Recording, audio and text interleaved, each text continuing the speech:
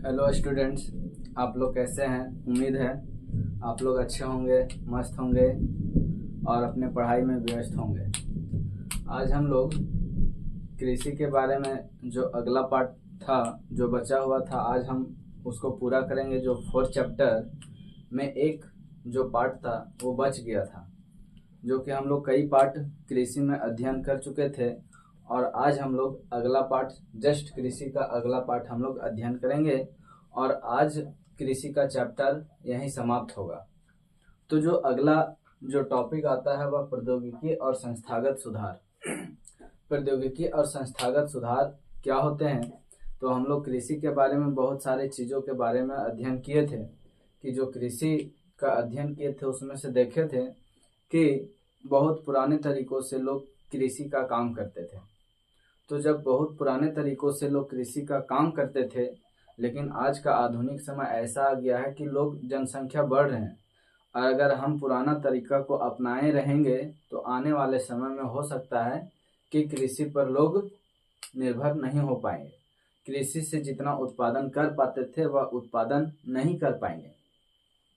तो आज हम जानते हैं कि हमारा भारत जो है वह कई वर्षों से, कई हजार वर्षों से कृषि का कार्य करते आते हैं, कई हजार वर्षों से। लेकिन कृषि का कार्य जब करते हैं या कर रहे हैं तो उसमें भूमि संसाधन को अत्यधिक उपयोग करते हैं, और भूमि संसाधन को अत्यधिक उपयोग करते हैं तो भूमि की उर्वरक शक्ति को हम लोग खत्म करते जा रहे हैं।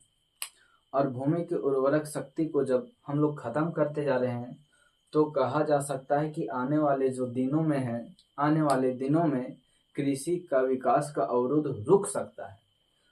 कृषि का जो विकास हो रहा है उसमें से कमी देखने को मिलेगा। और भी हम कुछ क्षेत्रों में देखते हैं कि जहाँ पर सिंचाई की सुविधा नहीं है, जहाँ पर लोग सिंचाई नहीं कर पाते हैं, वहाँ पर लोग खेती बाड़ी कैसे करते हैं?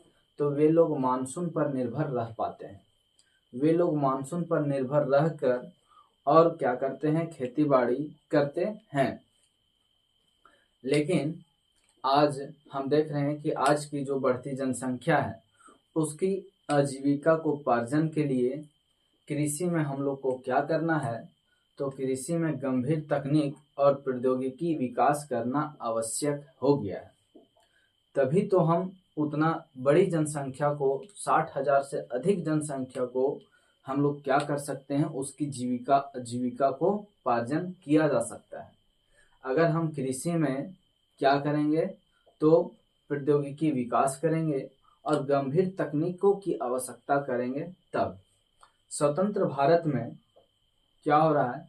तो स्वतंत्र भारत में सबसे पहले, स्वतंत्र भारत, जब हमारा भारत देश आज़ाद हुआ था तो उनमें से एक नियम लागू किया गया, और वह क्या नियम लागू किया गया? जोतों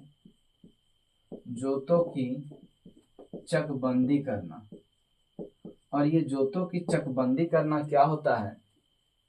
तो अगर हम जुताई करते हैं तो उसमें से सबसे पहले जो हम लोग घेरा लगाते हैं उसी को कहते हैं जोतों को चकबंदी।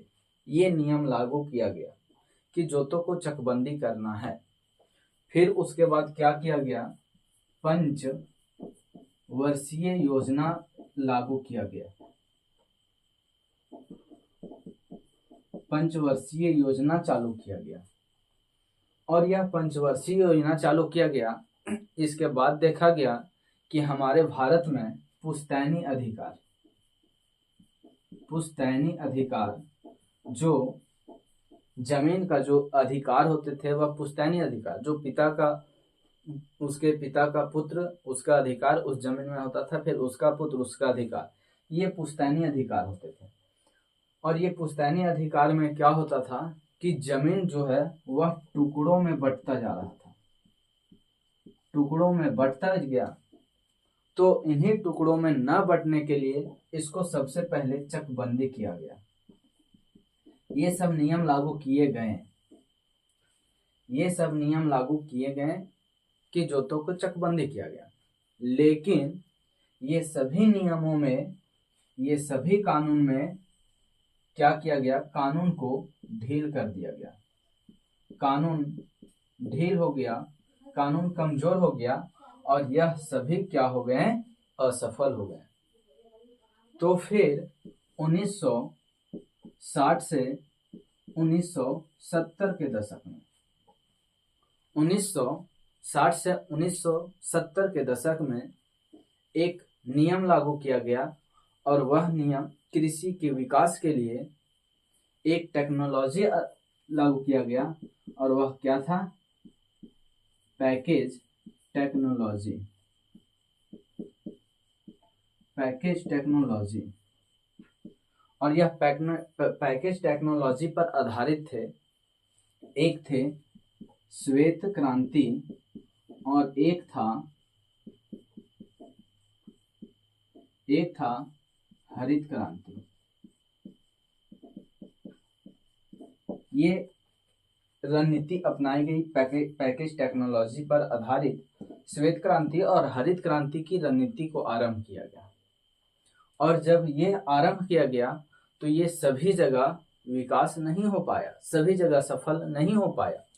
फिर से 1980 से 1990 के दशक में एक फिर कानून लाए गए और वह क्या कानून, तो उसमें से देखा गया कि कृषि का विकास नहीं हो पा रहा है।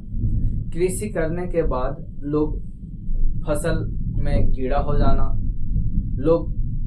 लोगों के फसल में सूखा हो जाना या तो बाढ़ आ जाना, इन सभी आपदाओं से फसल क्या होते थे, बर्बाद हो जाते थे। और जब बर्बाद हो जाते थे तो सबसे पहले कानून लाया गया कि सूखा, बाढ़, आग और फसल की बीमारी,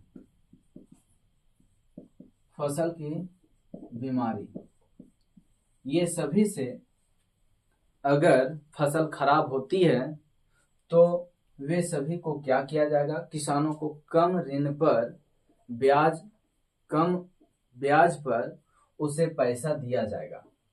और वैसे उसे पैसा कहाँ से दिया जाएगा, तो उसे पैसा दिया जाएगा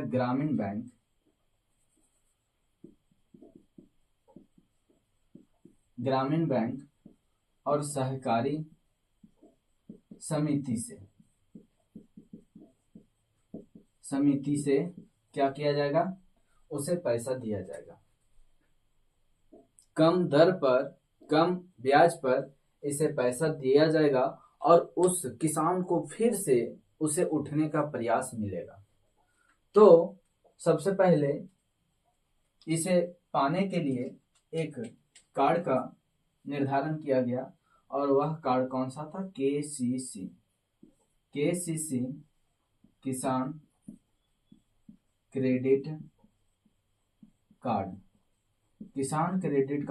उसके बाद एक और नियम, व्यक्तिगत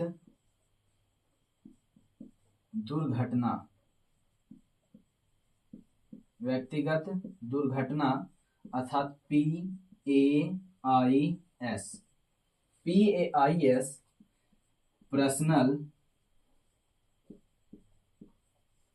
पर्सनल एक्सीडेंट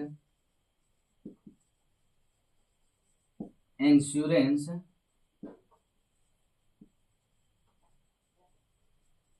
स्कीम, ये लागू किया गया। व्यक्तिगत दुर्घटना, पर्सनल एक्सीडेंट। अब इसमें से कोई व्यक्ति का दुर्घटना भी अगर होता था तो इस इंश्योरेंस के तहत उसे पैसा दिया जाता था। और भी कृषि का विकास के लिए कई चीज भी लागू किए गए। क्या लागू किए, जैसे अभी हम लोग दूरदर्शन, टेलीविजन या आकाशवाणी पर अभी भी कृषि के बारे में जानकारी दिया जाता है। सही जानकारी, किस प्रकार से हम लोग को कृषि करना चाहिए, किस प्रकार से फसलों में हम लोग को कीटनाशक छिड़कना चाहिए, किस प्रकार से मिट्टी में हम लोग को उर्वरक यथात खाद कितनी मात्रा में, कितना अनुपात में डालना चाहिए, ये सभी टेलीविजन में, दूरदर्शन अर्थात रेडियो में हमें जानकारी मिलती है। उसके बाद सरकार ने यह भी नियम लागू किया गया कि जो बिचौलिया हैं, बिचौलियां, बिचौलियां अर्थात दलाल। अब दलाल से किसानों को बचाने के लिए अब फसल पर कीमतें अब चालू कर दी। अब फसल पर कीमत लगाना चालू कर दिए सरकार। इस प्रकार से कृषि का विकास को किया गया। तो सबसे पहली बात है किसान क्रेडिट कार्ड व्यक्तिगत दुर्घटना। ये क्या था? तो ये कम ऋण पर हम बैंकों से ब्याज ले सकते थे। कौन सा बैंक? तो ग्रामीण बैंक और सहकारी समिति से। अगर हम इंश्योरेंस कराते हैं तो इंश्योरेंस के तहत कोई व्यक्ति का दुर्घटना हो जाता है और उनकी मृत्यु हो जाती है, तो उस दुर्घटना के पश्चात उसे सरकारों के द्वारा उसे कुछ पैसा दिया जाता है। तो इस प्रकार से किसान कृषि का जो विकास किया गया इस प्रकार से किया गया। अब आते हैं, इसे नोट कीजिए।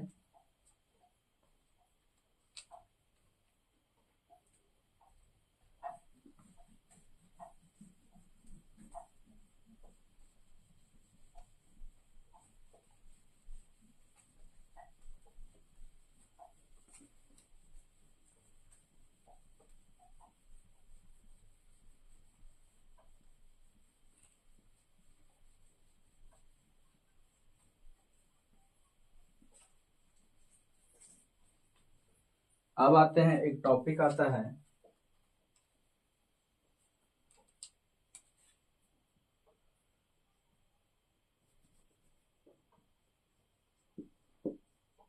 भूदान और ग्रामदान। ये इंपॉर्टेंट क्वेश्चन। ये भूदान क्या है? तो सबसे पहले महात्मा गांधी जब विनोबा भावे, महात्मा गांधी जब सत्याग्रह आंदोलन चलाए थे तो उसमें महात्मा गांधी सत्याग्रह आंदोलन के चलाने के बाद विनोबा भावे ने उसमें भाग लिया। विनोबा भावे ने उसमें क्या लिए थे? भाग लिए थे। और जब भाग लिए थे तो महात्मा गांधी की जब शहादत हुई, कैसे शहादत हुई? तो वे अपना देश के लिए वे जान गंवाए। तो जब महात्मा गांधी की शहादत हुई, अर्थात जब ये शहीद हो गए, तो शहीद होने के बाद इनके संदेशों को पहुंचाने के लिए विनोबा भावे ने कई जगहों पर इनके संदेशों को पहुंचाया। विनोबा भावे ने। तो जब विनोबा भावे आंध्र प्रदेश के पोचमपल्ली गांव पर पहुंचे थे, तो वहां पर जब संदेश को पहुंचा रहे थे, उनमें से एक किसान उठकर खड़ा हुए और बोले कि हमें भरण पोषण के लिए हमें जमीन नहीं है, तो हमें कृपया जमीन की व्यवस्था किया जाए, भूमि की व्यवस्था किया जाए, जिससे हम अपनी भरण पोषण कर सकते हैं। तो विनोबा भावे ने उस समय वादा नहीं किए, लेकिन आश्वासन जरूर दिए। आश्वासन दिए कि हम दिला सकते हैं, आने वाले दिनों में हो सकता है कि आप लोग को मिल सकता है। आश्वासन दिए, वादा नहीं किए थे कि हम देबे करेंगे, दे ही देंगे।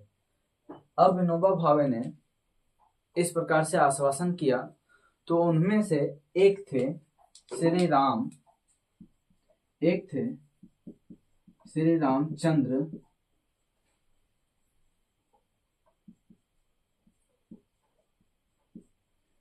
रामचंद्र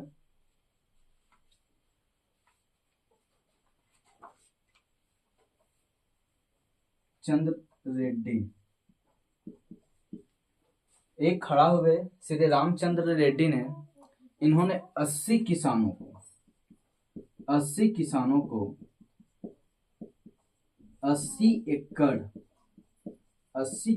को 80 एकड़ भूमि प्रदान किया। और जब 80 किसानों को 80 एकड़ भूमि प्रदान किया, बस इसी को कहा जाता है भूदान। इसी को कहा जाता है भूदान। अब ये ग्राम दान क्या है? तो उन्हीं में से कई ऐसे जमींदार थे। जब श्री रामचंद्र रेड्डी ने 80 किसानों को 80 एकड़ जमीन दिया, तब अब विनोबा भावे श्री रामचंद्र रेड्डी का ही संदेश को पूरा पहुंचाने लगे। उनमें से जो जमींदार थे, बड़े बड़े जो जमींदार थे, उनमें से एक जमींदार एक पूरा गांव को ही किसानों को दे दिया। और जब किसानों को दे दिया पूरा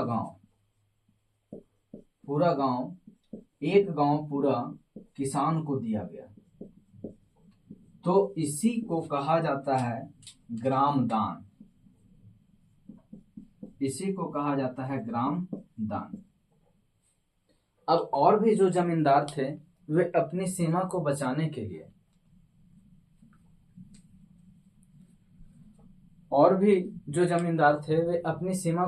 के लिए कुछ कुछ हिस्सा भी अब किसानों को जब दे दिए, तो इसी प्रक्रिया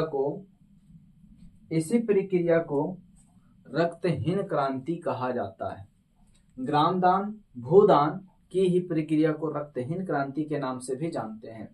सवाल यहाँ पर खड़ा है कि भूदान कौन चलाए थे?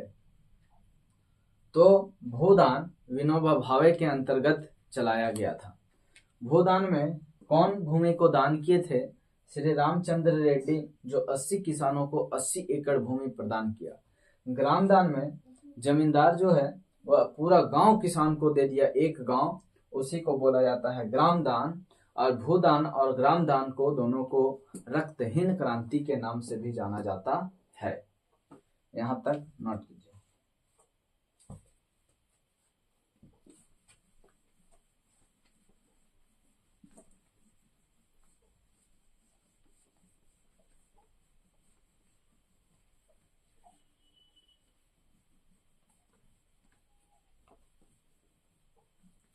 अब आगे आता है कि अब जो सरकार थे वे किसान के लिए बहुत सारा काम किया। सरकार भी चाहती थी कि किसानों को विकास किया जाए, तो सरकार ने सबसे पहले क्या क्या लाया? भारतीय कृषि अनुसंधान केंद्र, इन्होंने स्थापना की। उसके बाद फिर से कृषि विश्वविद्यालय,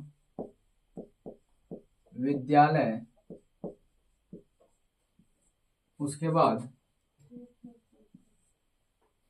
पशु चिकित्सा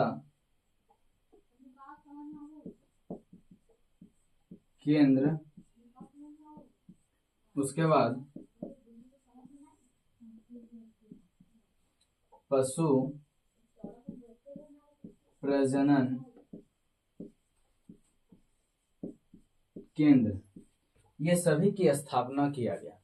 और इसमें से भारतीय कृषि अनुसंधान केंद्र, कृषि विश्वविद्यालय, पशु चिकित्सा केंद्र, पशु प्रजनन केंद्र, इस सभी से जानकारी प्राप्त कर और हम कह सकते हैं कि कृषि विकास हो सकता है। ये सभी चीजों में कृषि विकास किया जा सकता है। कृषि विश्वविद्यालय, इसमें पढ़कर लोग कई प्रकार के लोग कई तरह से टेक्नोलॉजी को यूज करके और कृषि का कार्य करते हैं, लोगों को सिखाते हैं, लोगों को प्रचार प्रसार करके और उस सबको बताते हैं। तो ये सब लागू किया गया। अब आगे आता है वैश्वीकरण। वैश्वीकरण क्या है? वैश्वीकरण पर कृषि का प्रभाव क्या पड़ा?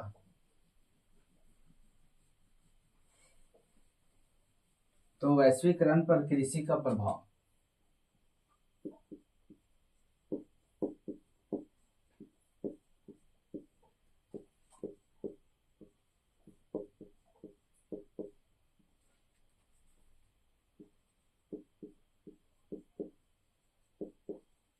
वैश्वीकरण पर कृषि का प्रभाव। वैश्वीकरण क्या है? तो विश्व में जो वस्तुओं का आयात और निर्यात किया जाता था, उनमें से केवल वस्तुओं का ही आयात और निर्यात नहीं होता था, उनका लैंग्वेज, उनकी संस्कृति, उनकी जो पहनावा ओढ़ावा, इस सारी चीजों का उनका जो क्या होता था, आयात और निर्यात। हम उनकी संस्कृति को हम यूज किए, उस संस्कृति को हम अब बोलना चालू किए, हमारी संस्कृति को दूसरे देश के लोग बोलना चालू किया, वैश्वीकरण कहलाता था। तो वैश्वीकरण कोई नई घटना नहीं है, वैश्वीकरण एक पुरानी घटना है। क्या पुरानी घटना है? कि जब बाहर से, विदेश से लोग हमारे भारत में आते थे, तो उस समय हमारे भारत में खूब फसल को उत्पादन करवाते थे और वहां से ले जाते थे। फिर दक्षिण भारत में मसाले को क्या किए, मसाले का निर्माण करने के लिए उससे प्रोत्साहन किए किसानों को और वहां से खरीद कर ले गए। फिर जब हमारा ब्रिटिश आया, इंग्लैंड से जब अंग्रेज लोग आए हमारे भारत में, तो उस समय भी लोग मसाले का बहुत खेती करवाकर और वहां से ले गए। फिर उसी तरह सूती वस्त्र उद्योग, वहां से कपास का निर्माण करवाएं, और जहां पर सूती वस्त्र उद्योग का जहां केंद्र हो जाता है, बहुत ज्यादा हो जाता है, उसे कहा जाता है मैनचेस्टर। मैनचेस्टर। अब ये मैनचेस्टर यहाँ से सूती वस्त्र उद्योग केंद्र से वहां से सूती वस्त्र को खरीद कर और ले गए। तो इस प्रकार से हमारे भारत में लोग, भारत से अंग्रेजों ने क्या किया, तो इस प्रकार से खेती करवाकर वस्तुओं को खरीदकर कम दामों पर और अपने जगह पर क्या किया, तो अधिक दामों में बेच दिया। तो यहाँ से 3 प्रश्न आते हैं। क्या आते हैं कि भारत का मैनचेस्टर, भारत का मैनचेस्टर किसे कहा जाता है? तो भारत का मैनचेस्टर अहमदाबाद को।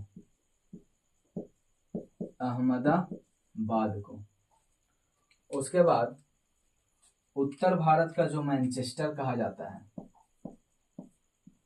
उत्तर भारत का मैनचेस्टर किसे कहा जाता है? उत्तर भारत का मैनचेस्टर कानपुर को। उसके बाद दक्षिण भारत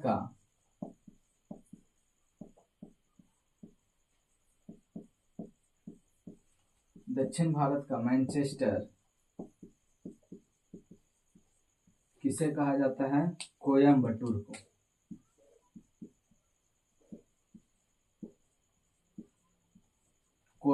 को। ये इंपॉर्टेंट क्वेश्चन। उत्तर भारत का मैनचेस्टर, जहां पर सूती वस्त्र उद्योग के केंद्र हो जाते हैं, उसे मैनचेस्टर कहा जाता है।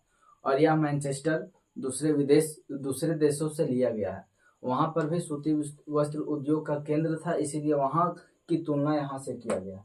भारत का मैनचेस्टर अहमदाबाद, उत्तर भारत का मैनचेस्टर कानपुर और दक्षिण भारत का मैनचेस्टर कोयम्बटूर को कहा जाता है। तो इस प्रकार से हमारे भारत में लोग ने यूज किया। फिर जब 19वीं सदी के प्रारंभ में हम जानते हैं कि 1917 ईस्वी में, कितना?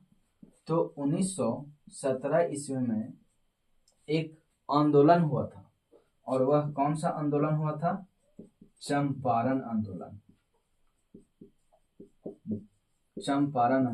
महात्मा गांधी के द्वारा सबसे पहला आंदोलन किया गया था, चंपारण आंदोलन। यह चंपारण आंदोलन किसके विरुद्ध? अंग्रेजों के विरुद्ध किया गया। क्यों किया गया? तो ये चंपारण आंदोलन में सबसे पहले कहा गया कि नील की खेती आप कीजिए। नील की खेती के लिए किसानों को प्रोत्साहन किया गया, खूब किए, किसान भी किए।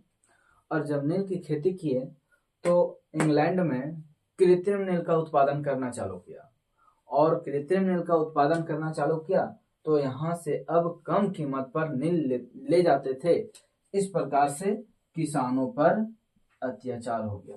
किसान धीरे धीरे डूब गए, और जब डूब गए तो उन्होंने एक आंदोलन खड़ा कर दिया, चंपारण आंदोलन। तो यह आंदोलन के बारे में भी हम लोग बहुत तरह से चित परिचित हैं, बहुत तरह से चित परिचित हैं। इसके